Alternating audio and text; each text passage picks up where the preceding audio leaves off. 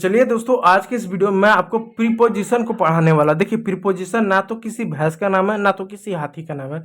बच्चे डर जाते हैं, यार प्रीपोजिशन क्या होता है, प्रीपोजिशन को पोपोजिशन बोलते हैं या ऐसा नहीं है। देखिए, प्रीपोजिशन का मतलब होता है हिंदी में पूर्व सर्ग। पूर्व का मतलब पहले, ठीक है। प्रीपोजिशन क्या होता है, प्रीपोजिशन जो होता है वो अंग्रेजी शब्द में किसी संज्ञा या सर्वनाम के साथ अन्य शब्दों को संबंध को दर्शाता है। जैसे मैं आपको हिंदी में बताता हूँ। देखो, जैसे मैं बोलूं कुत्ता टेबल के नीचे है, तो कुत्ता हो गया और टेबल हो गया। तो कुत्ता टेबल के बीच में संबंध क्या है, वो उसके नीचे है। चूहा बिल के अंदर है, तो चूहा हो गया और बिल हो गया। तो चूहा और बिल के में संबंध क्या, कि वो अंदर है। जैसे टेबल के ऊपर कप रखा हुआ है, तो टेबल हो गया और कप हो गया। तो टेबल और कप के बीच में संबंध क्या, ऊपर है, कि टेबल के ऊपर कप रखा हुआ है। तो जब संज्ञा सर्वनाम के बीच में किसी चीज के संबंध को दर्शाया जाता है तो उसी को प्रीपोजिशन बोलते हैं। हिंदी और अंग्रेजी में मैं आपको परिभाषा दे दूं। देखो, प्रीपोजिशन को हिंदी में क्या बोलते हैं, पूर्व सर्ग बोलते हैं। पूर्व सर्ग वह शब्द होता है जो संज्ञा या सर्वनाम का संबंध वाक्य के अन्य शब्दों के साथ दर्शाता है, विशेषकर स्थान के समय में, समय के में, दिशा में के संदर्भ में। स्थान, समय और दिशा के संदर्भ में। कुछ आपको अंग्रेजी और हिंदी का एग्जांपल देता हूं, आपको अच्छे समझ में आएगा। जैसे आई लिव इन लखनऊ, तो आई क्या हुआ, प्रोनाउन हो गया। लखनऊ क्या हो गया, नाउन हो गया। तो नाउन और प्रोनाउन के बीच में जो संबंध क्या दर्शा रहा है, इन दर्शा रहा है। इन मीन्स में, तो इन क्या हुआ, प्रीपोजिशन। जैसे मैं लखनऊ में रहता हूं, तो मैं और लखनऊ के बीच में क्या है, रहना हो गया ना। तो इन, लिव इन, तो इन क्या हुआ, प्रीपोजिशन हो गया। एक और शब्द देखिए, the cat is under the table, बिल्ली मेज के नीचे है। तो बिल्ली और टेबल के बीच में संबंध क्या है, अंडर यानी नीचे है। तो ये क्या हुआ, प्रीपोजिशन हो गया। एक और शब्द देखिएगा, she will come after lunch. She means वह कौन, जो लड़की है, वो आई खाने के बाद। तो वो आई खाने के बाद, तो वह और खाना दोनों के बीच में संबंध क्या है, आफ्टर यानी बाद, कि वह क्या खाने के बाद है। तो बाद क्या हुआ, प्रीपोजिशन है, क्योंकि दो शब्दों के बीच में संबंध को दर्शा रहा है। ठीक है, इसको बोलेंगे प्रीपोजिशन। चलिए अब जानते हैं कंजक्शन को। देखिए, कंजक्शन और प्रीपोजिशन में ज्यादा अंतर नहीं होता है, कंफ्यूज में होती है। कंजक्शन वह शब्द होता है जो दो वाक्यों या दो शब्दों को जोड़ने का काम करता है। वहां पर क्या था, संबंध बताता था कि कुत्ता और भैंस में क्या संबंध है। ठीक है, इसमें क्या करेगा, आपको दो वाक्य, दो शब्द को जोड़ने का काम करेगा। जैसे राम और श्याम दोनों दोस्त हैं, तो राम भी एक व्यक्ति है, श्याम भी एक व्यक्ति, दोनों क्या है, दोस्त हैं।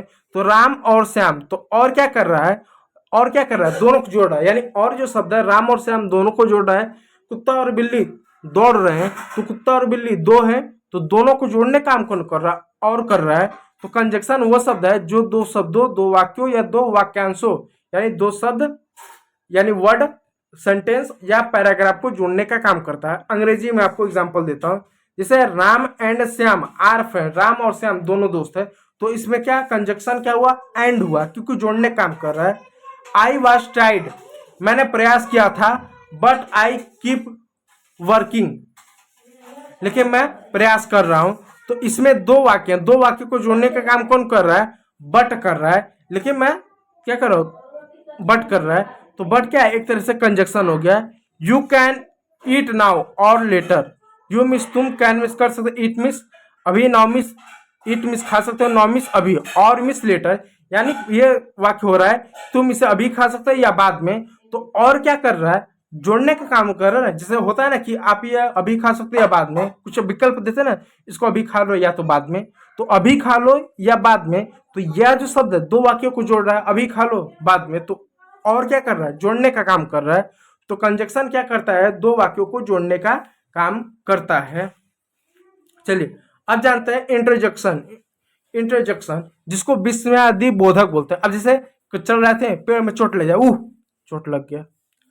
ठीक है, अब मान लीजिए भारत और किसी देश का क्रिकेट में चल रहा है, जैसे भारत जीतेगा, आप वहां एकदम चिल्लाओगे, एकदम जोर से लोग एकदम चीखने लगते हैं, तो वो क्या हुआ, वो आपका विस्मयादि बोधक हो गया। आप जा रहे थे, आपको चोट लगा, आप बोल दिए, ओ बोल दिए। तो इस तरह के जो शब्द होते हैं जो आकस्मिक भावनाओं को प्रकट बोलते हैं, जैसे गुस्सा, नफरत, इस तरह की चीजों को, उनको क्या बोलते हैं? उनको विस्मयादि बोधक बोलते हैं, विस्मयादि बोधक बोलते हैं। और विस्मयाबोधिक ये जो चिन्ह होता है, कैसा चिन्ह? ऊपर से खड़ी पाई, नीचे बिंदु, इसको विस्मयादि बोधक, एक्सक्लेमेटरी मार्क बोलते हैं, ठीक है, इंटरजेक्टिव विस्मयादि बोधक, ठीक है, विस्मयादि बोधक। अब देखिए इसमें कौन कौन शब्द है, जैसे वाव हो गया, जैसे wow you won the game, wow हम मैच जीत गए, मैच नहीं गेम, हम गेम जीते, तो वाह हो गया। ये क्या तुरंत भावना है निकलता है। आ ही फेल्ड द एग्जाम, जिससे होता आ एग्जाम में फेल हो गया, तो आ जो शब्द हो गया ये क्या हुआ, ये एक तरह से भावनाओं को दर्शाता है। हरियप, जल्द जैसे होता है ना, हरियप जल्दी करो, हम उस ट्रिप पे जा रहे हैं या घूमने जा रहे हैं, तो हरियप का एक तरह से भावना निकलता है। तो hurry up we are going on trip, यानी हरियप यानी जल्दी करो, हम जा रहे हैं ट्रिप पर। तो हरियप क्या हो गया, एक तरह से आपका विस्मयादि बोध हो गया, इस तरह की चीजें हो गए। तो जो चीजें भावनाएं निकलती हैं उनको विस्मयादि बोधक आमतौर पे कहा जाता है, ठीक है। तो उम्मीद करूंगा वीडियो अच्छा लगा, यदि अच्छा लगा तो लाइक कीजिएगा, चैनल पर नया है तो सब्सक्राइब जरूर कीजिएगा। वीडियो देखने के लिए बहुत बहुत धन्यवाद।